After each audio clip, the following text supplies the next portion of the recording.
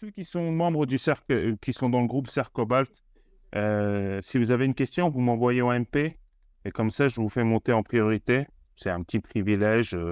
Faut récompenser les gens qui sont fidèles quand même un petit peu, c'est normal. Voilà, un petit peu de fidélité, ça fait pas de mal.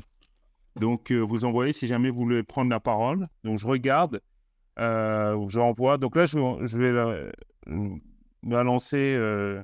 J'ai quelques questions, mais bon, c'est pas un entretien formel. Ouais, ouais. Il y a une discussion, etc.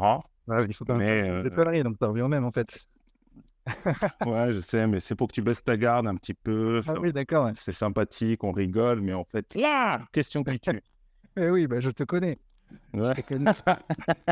Derrière le rire.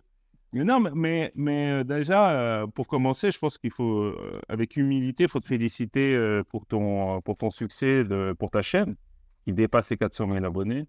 Ouais, ouais, bah, écoute, Euh, merci Hassan, hein. Écoute, je te dis ça parce que nous on a nos discussions, voilà, entre nous deux, on a discuté. Tu avais exprimé cette angoisse vis-à-vis de ce que allait devenir la chaîne, comment ça allait évoluer. Et moi, j'ai beaucoup suivi cette phase passage au scepticisme et puis cette phase de questionnement et d'incertitude vis-à-vis de ce que la chaîne allait devenir. Et finalement, tu as tenu bon et tu as trouvé cette formule d'investigation journalistique dans laquelle tu excelles. Et finalement, la chaîne, elle dépasse les 400 000, ça continue. Le succès du reportage à Mayotte, je crois qu'il a eu un énorme essai. Et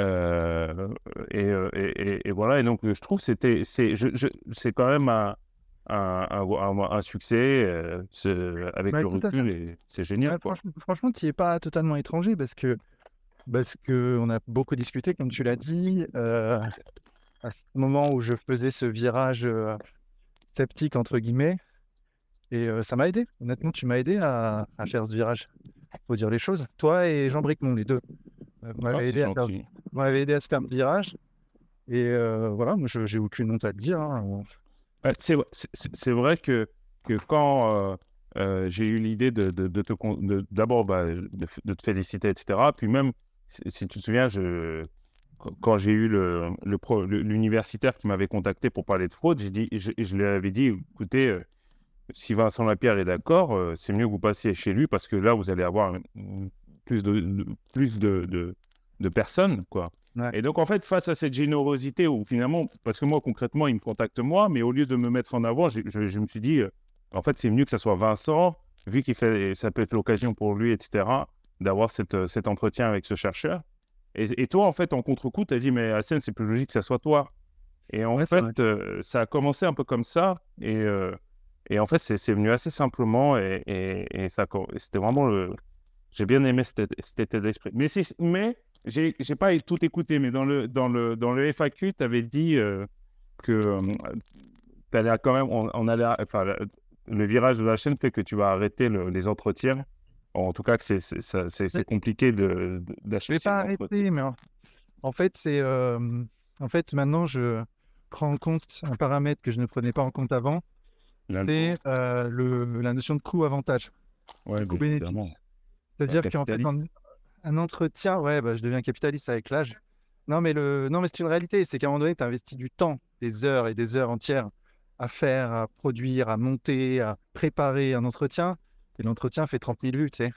Bien sûr. Donc, Ah non, mais moi, je suis d'accord avec toi. Je suis totalement d'accord avec toi. Mais c'est pour ça que je te remercie d'avoir au moins tenté et qu'on a eu on a eu cette possibilité de faire ces entretiens, etc.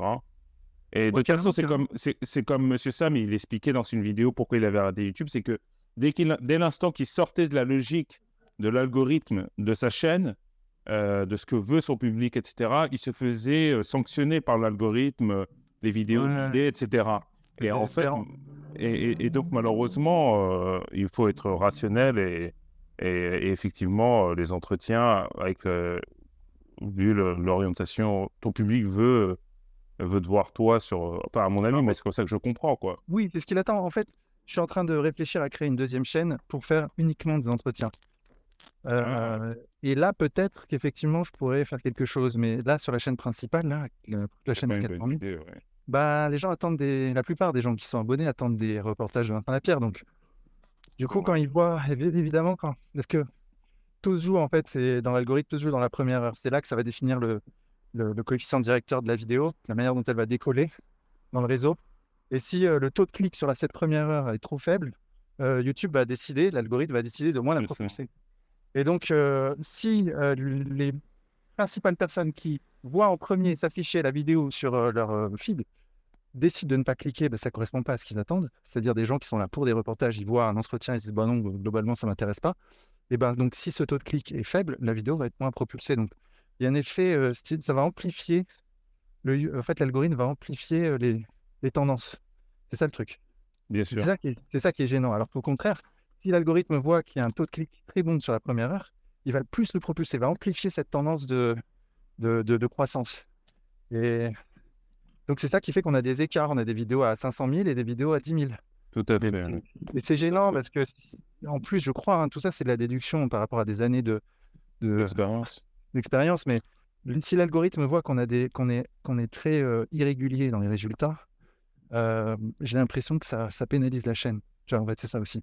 C'est-à-dire qu'il faut vraiment faire des gros scores systématiquement. Ça met une pression.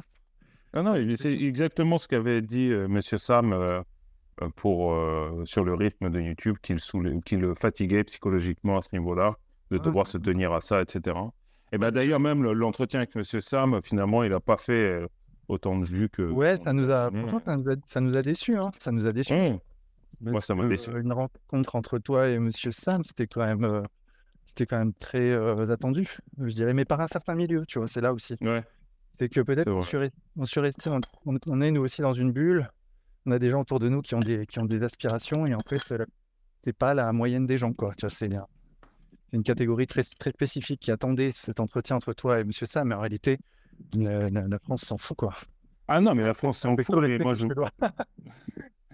La France s'en fout, ça c'est sûr, mais au moins plus le milieu sceptique, parce qu'il y a quand même un public, la tranche en biais, quand même. Il y a la tranche en biais, une chaîne, une grosse chaîne. Monsieur Sam, il a une chaîne de 100 000 abonnés. Il y a quand même un petit public de sceptiques. D'accord, mais quelles vidéos font de la vue sur leur chaîne? Parce que c'est vrai, je ne sais pas. Il faudrait regarder dans le détail, parce que si ça se trouve, je ne sais pas. Je n'ai pas regardé, moi, dans le détail. Mais intuitivement, je me dis, peut-être que c'est les vidéos où ils débunkent des trucs faciles, tu vois, où ils débunkent des trucs sur les pyramides, sur les extraterrestres, ça, peut-être que ça fait cliquer. Mais un entretien très technique, avec une polémique, avec un autre zététicien qui est sur une ligne différente, tu vois, là, tout d'un coup, tu perds 90% des gens, quoi. Enfin, j'ai l'impression, hein. C'est peut-être pour ça aussi qu'ils font souvent des sujets faciles, peut-être. Mais ce qui est intéressant, c'est que ton passage de politique, ton évolution, ton mea culpa, etc., tant que tu continues finalement à produire un contenu... En fait, c'est ça, en fait, c'est ce que les gens ils aiment, c'est le contenu que tu produisais. Et en parlant de cette évolution, dans un entretien que tu as fait, tu as parlé de ton évolution, et tu as parlé en fait du problème des souverainistes qui tombent dans le complotisme. Et finalement, tu as abordé aussi, on te posait clairement la question des, comment il s'appelle, des personnalités expertes en tout comme Idriss Aberkan. Et moi, je voulais te demander, même si tu devais refaire, ou en tout cas avoir des invités, refaire des entretiens, peu importe, mais en tout cas, tu as cette possibilité de donner la parole à des personnes, est-ce que tu vas t'imposer une éthique intellectuelle en te disant, voilà, Idriss Aberkan, je ne l'inviterai pas ou je ne le laisserai pas dérouler son argumentaire? Évidemment, ça, sinon je serais complètement incohérent. Bien sûr. Là, déjà, c'est déjà le cas. J'invite plus des invités qui racontent n'importe quoi. Il y a même, je te dis, je ne vais pas donner les noms, mais j'ai fait des entretiens, je les ai réalisés, tournés. Les mecs sont venus, je leur ai payé le billet de train, ils sont arrivés, ils ont dit de la merde. Et je leur ai dit non, en fait, je ne peux pas publier, tu vois. Ah ouais. Ouais, je peux pas laisser passer des... je sens que j'ai une responsabilité, parce que j'ai une chaîne qui a plus de 400 000 abonnés. Moi, je veux progresser sur une base saine, tu vois. Je veux pas... En fait, c'est facile, c'est très facile, le complotisme. C'est ça dont il faut se rendre compte. Et beaucoup de gens qui sont à l'intérieur des théories du complot se disent « Ouais, c'est un traître, il a choisi la facilité, il a choisi de se vendre à Big Pharma, il va faire des sous, etc. » C'est exactement l'inverse. C'est-à-dire que quand tu es dans le complotisme, tu fais de la vue très facilement, tu vois, tu balances 2-3 trucs sans vérifier, tu fais des hypothèses qui sont en fait des affirmations dissimulées, c'est toujours la technique des complotistes. Ah oui, on dira pas que, peut-être que lui, il est vendu à machin. Bah, quand ils font ça, les complotistes, bah, en fait, ils font des affirmations dissimulées derrière un point d'interrogation. En fait, c'est de la lâcheté. Ils n'ont même pas le courage d'assumer leurs affirmations foireuses. Donc, ils maquillent ça sous forme de questions, sous forme d'hypothèses, c'est toujours la technique. Et puis, ils font 300 hypothèses dans une vidéo euh, qui sont en fait des affirmations. C'est-à-dire que si plus tard, il y en a une sur 300 qui va s'avérer être juste, ils vont dire « Ah, vous voyez, je vous l'avais dit, j'avais tout prévu, etc. » Mais on ne voit pas les 299, évidemment, où ils ont de la merde. Enfin, bon, bref, donc tout ça, c'est très facile en réalité. Et le cerveau humain, et ça, c'est un truc que, du coup, on a compris et que maintenant, la plupart des gens qui écoutent là, le Space connaissent, mais le cerveau humain, il a une appétence pour ça, pour ces affirmations, pour essayer de donner une forme au nuage. Le cerveau humain a une appétence pour ça. Et le complotisme répond à ça, c'est tout. Et c'est un marché. Hein. C'est de là. Derrière ça, derrière ça, c'est une histoire d'argent au final. C'est faire du clic, faire de l'argent, avoir une reconnaissance. Et Moi, voilà. Quand tu sors de ça, tu abandonnes tout ça. c'est vrai.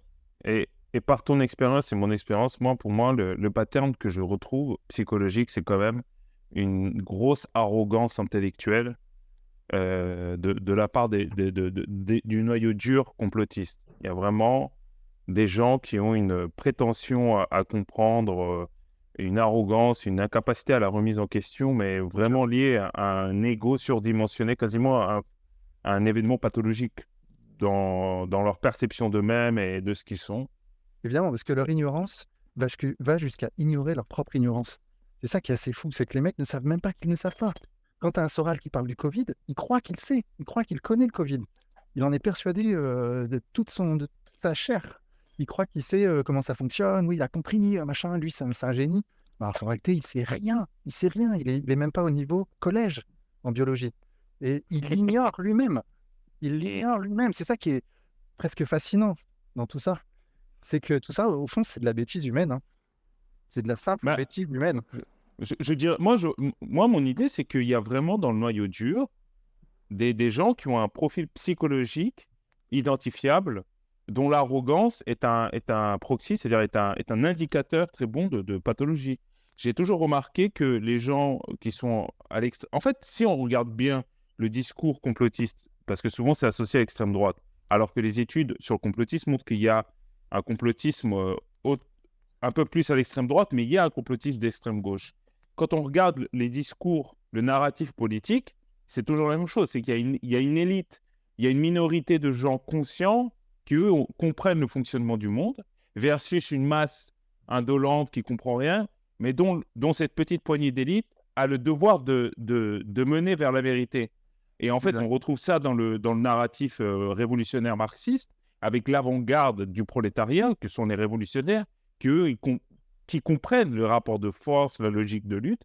Mais en fait, on a l'équivalent dans d'autres cultures politiques, avec des termes comme PNJ, les moutons, les anti-vax, etc. Et en fait, je trouve qu'on retrouve toujours un schéma de gens qui pensent vraiment être supérieurs moralement et qualitativement que le reste de l'humanité, et qui ont cette arrogance, et versus la plupart des gens qui sont en fait assez humbles. La plupart des gens sont en fait humbles et reconnaissent rapidement qu'ils ne savent pas, ils en savent qu'il faut faire confiance à une autorité et tout. Et en fait, les complotistes, c'est vraiment, chez les marginaux idéologiques.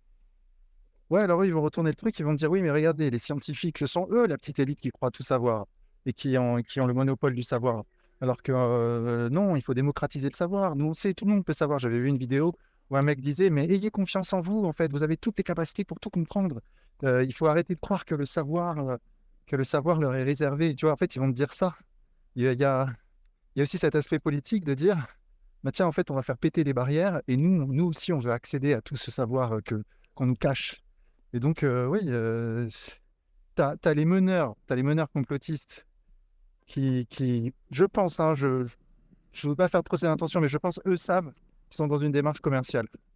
Tu as les meneurs complotistes qui le savent et tu as la masse de ceux qui les suivent qui, de bonne foi, croient que oui, le monde, effectivement, est divisé entre une élite. Ça, c'est vraiment très important, c'est le cœur du complotisme, une élite qui manipule tout. Tu vois, tu as les mecs au sommet du pouvoir, ils ont un super cerveau, Et en fait, ils ont la capacité de manipuler la Terre entière. Et elle est là l'erreur fondamentale. C'est que non, il n'y a pas d'élite qui manipule tout, parce que c'est impossible. Parce que le monde n'est pas manipulable, il y a trop de variables. C'est ça qu'ils n'arrivent pas à comprendre. Et ce que je dis, moi, souvent, c'est mais les gars, mais regardez dans votre propre vie, qu'est-ce que vous contrôlez réellement? Est-ce que déjà donner rendez-vous à 5 personnes et essayer de faire en sorte qu'elles arrivent à l'heure? Déjà, rien que là, vous allez comprendre qu'il y a un problème et que les humains ne sont pas contrôlables aussi facilement. Mais tout est là, en fait. Tout est là. Et en fait, moi, je suis sorti du complotisme progressivement en me rendant compte simplement de ces réalités-là. En me rendant compte que le monde n'est pas contrôlé par les sionistes, les francs-maçons ou je ne sais qui, parce que le monde n'est pas contrôlable, parce qu'il y a trop de variables, parce qu'un mec à l'autre bout du monde, avec tout le pouvoir qu'il peut avoir, ne peut pas commander à un autre type à l'autre bout du monde. Ça n'existe pas. Ça n'existe pas. Et moi, je prends pour référence aussi beaucoup la mafia colombienne. Parce que la mafia colombienne, pour le coup, c'est un État dans l'État. C'est un vrai complot. C'est un vrai complot qui a existé, qui est prouvé, qui est documenté, etc. Et bien, ces mafieux-là, avaient-ils tout le pouvoir? Avaient-ils seulement la capacité de faire en sorte que leur complot reste secret? Même pas. Pourtant, ils avaient des gros moyens pour le faire tenir leur secret. Ils n'y arrivaient pas. Il y avait systématiquement des fuites. Euh, il y avait systématiquement des fuites et les mafieux colombiens n'ont jamais réussi à faire tenir leur secret. D'ailleurs, les cartels se sont effondrés au bout d'un moment. Donc voilà, il y a ce qu'il faut bien faire comprendre aussi dans ces histoires de complotisme, et là, je voudrais parler à ceux qui sont dedans, c'est il y a des complots, bien sûr qu'il y a des complots, mais simplement, ça correspond toujours à une situation particulière où il y a une minorité, euh, c'est peu de gens, dans un espace déterminé, dans un temps déterminé. Dès qu'on vous dit qu'il y a un complot mondial qui implique la Terre entière, avec des centaines de milliers de gens, une centaine de milliers de médecins, une centaine de milliers de je ne sais quoi, de politiques, etc., déjà, ça pue. Déjà, je peux vous dire qu'il y a 99,9% de chances que ce soit de la merde. Voilà. Donc, Je suis d'accord avec toi. Moi, c'est intéressant parce que c'est un livre d'un sociologue sur justement sur l'organisation des élites, l'organisation du pouvoir, et par exemple sur est-ce que les militaires peuvent constituer un contre-pouvoir. Il y avait une enquête sur finalement, est-ce qu'il y a un lobby de l'industrie militaire, par exemple? Est-ce que les militaires, un lobby, une collision entre les militaires, les industries de l'armement, etc. Et en fait, le, la- le chercheur, il est drôle parce qu'il dit, en fait, c'est assez décevant parce qu'en fait, les militaires, c'est un peu dans notre société moderne et bureaucratique, en fait, c'est des fonctionnaires avec un uniforme. Mais en fait, c'est beaucoup des fonctionnaires à des hauts grades. Et une fois qu'ils sont à la retraite, ils font pas grand-chose.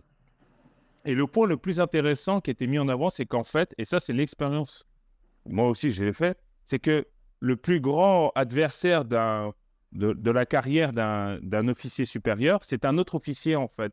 C'est-à-dire qu'il montrait qu'en fait, les différents services au sein même de l'armée sont en lutte les uns contre les autres. Et, oui. et en fait, il montrait que... d'ailleurs, il y a eu une série extraordinaire sur le 11 septembre qui montrait comment, au sein même du gouvernement américain, enfin des institutions américaines, le FBI, la CIA, etc., se tiraient dans les pattes, Mais bien sûr, se gardaient des informations qui auraient pu être utiles en plus, bien hein, sûr.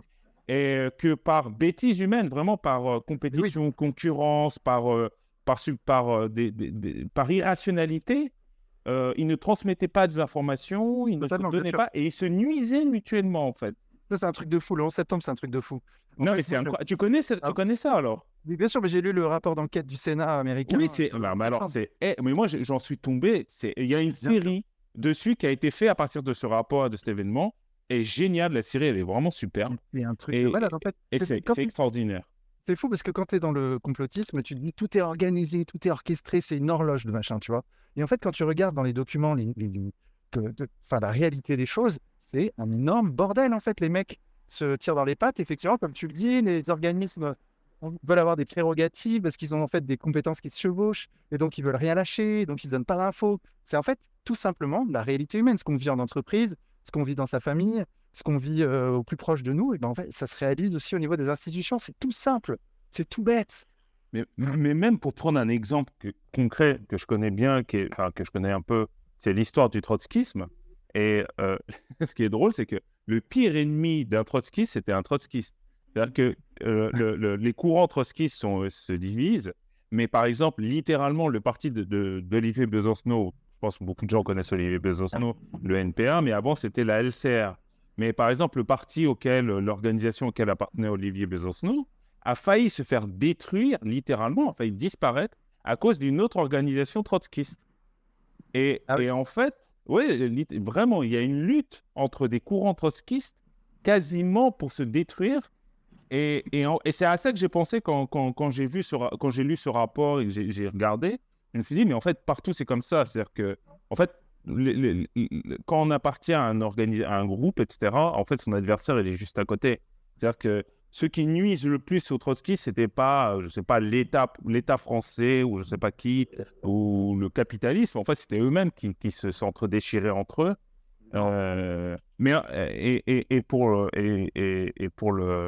Pour la CIA et le FBI, c'était assez choquant. Ça fait déjà 30 minutes, on ne va pas monopoliser. Je pense qu'on pourrait passer la parole. Alors, j'essaie